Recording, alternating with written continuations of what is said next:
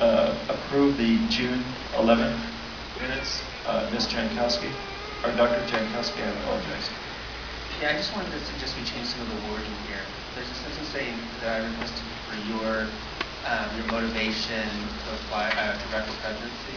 I didn't ask for that. I asked actually for your vision, and it has a different connotation. So I'd like your vision to be in there rather than your motivation. I also noticed that one speaker's name is misspelled. It's spelled Danny Boric, and I think it's Denny, D-E-N-N-Y, Boric. I think that should be corrected as well. Any comments on that?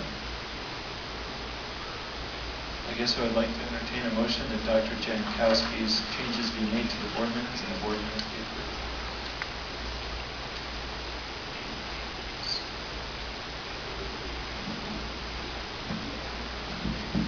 I move that the June 11th board minutes be approved as corrected, or as modified.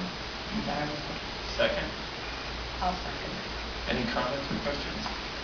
With that, all those in favor, raise your hand and say aye. Aye. Any opposed? Dr. Jankowski, are you opposed?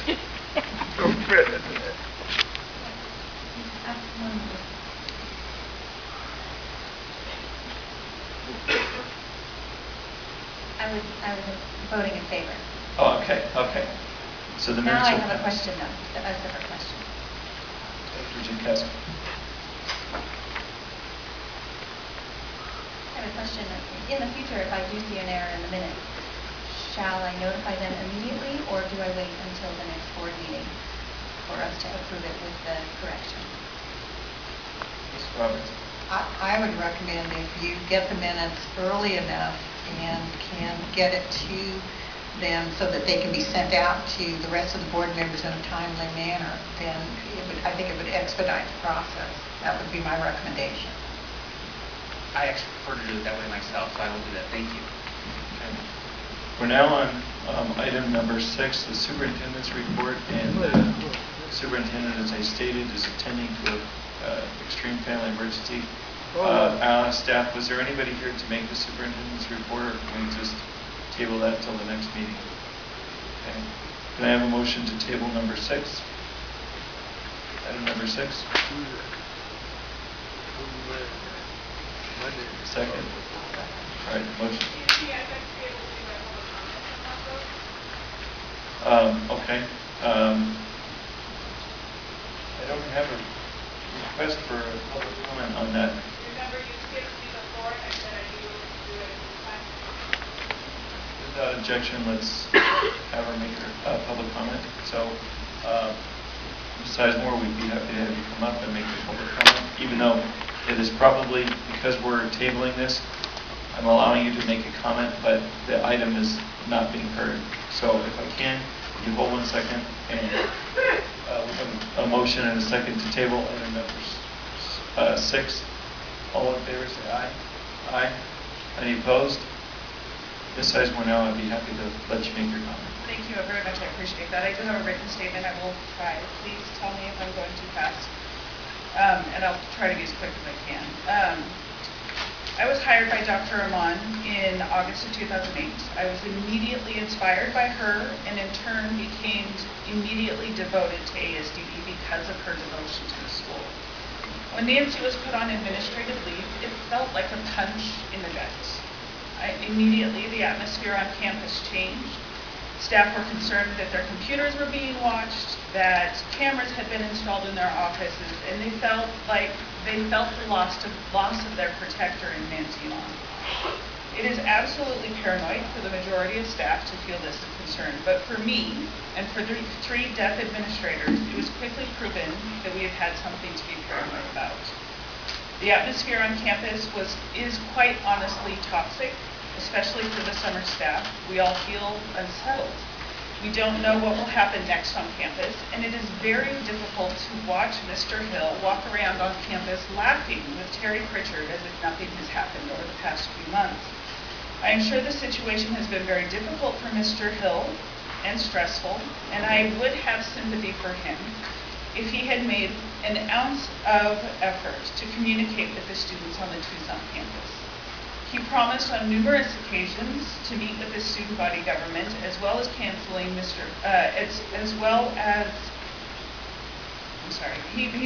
on numerous occasions to meet with the student body government, always canceling through Mr. Kaler at the last minute. The last cancellation on May 21st was 15 minutes prior to the meeting scheduled time, and he told Mr. Kaler, "Tell them that I am unreachable." Mr. Kaler couldn't even hide his disappointment at Mr. Hill that day.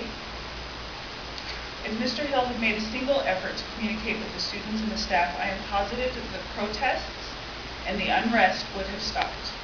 But to this day, his only communication has been to ignore the students' protests and to threaten the staff, causing morale on campus to plummet.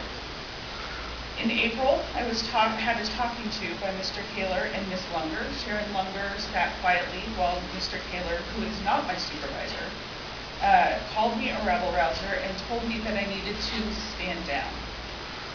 The next day, at that same day, with an interpreter, Mr. Kaler and Sharon Lunger approached Brandon Decker, Maureen Maza, and Sharon Tyra Layton. We were all told that someone had informed HR that they were working in various ways, that the four of us were working in various ways. Sharon, Kay, Tyra, Layton. We were all told someone had informed HR that we were working in various ways for the protest during work hours. And by the end of the day, all three deaf administrators had received an email follow-up about that conversation, and the following day had a threat that if the behavior did not stop, they would be reprimanded up to and including termination. I received no such email, and as of last week, have had no reprimand in writing. I will go more into that in a minute, but I'm very concerned about You these have three 30 staff. seconds left. I'm sorry, I was told that I would have an unlimited amount of time on this, and this is very important information, and I'm sorry, Ma'am, I I will insist say that I this. have more time. This is not subject to the agendized item. I'm Because- getting to the agenda item. Please give me just a couple more minutes. Ma'am, I promise, I a only minute, have a little. I want to be polite to you and to everybody. But I I'm will- sorry, wait, no, hold on. I was demoted from a position on Monday that is going to cost me per year $25,000 because Robert Hill is completely ignoring this agency. And I'm sorry, I want to finish this, and you need to listen to me because nobody is listening to anybody in Ma'am, this agency this is anymore. not an agendized item. It is an agenda No, item it is because not. It's not. I'm sorry, I asked to talk to number 3 and you didn't allow me to talk about it then. Number 3 was about staff. Is this not about staff? From now on, I must say this to everybody, not just to you. If you want to speak on an agendized item that's not on the agenda or non-agendized item, you need to do so during the public comment period. I will allow you to continue, but please, I'm going to cut you off at 5 minutes. You've got another 2.5 minutes. I'm trying to be gracious because I did miss you, and I want you to be able to have your comment, but this is not really related to even agendized item number 1 or 3, or the superintendent's comments. Thank you. I do want to try and give the public a chance to comment on everything they need to. I'm just saying that, because this is a little off subject of what any of the agenda items were, I'm trying to grant you as much grace, but also be cognizant of the fact that you're speaking on a subject which is a non-agendized item, according to our attorneys.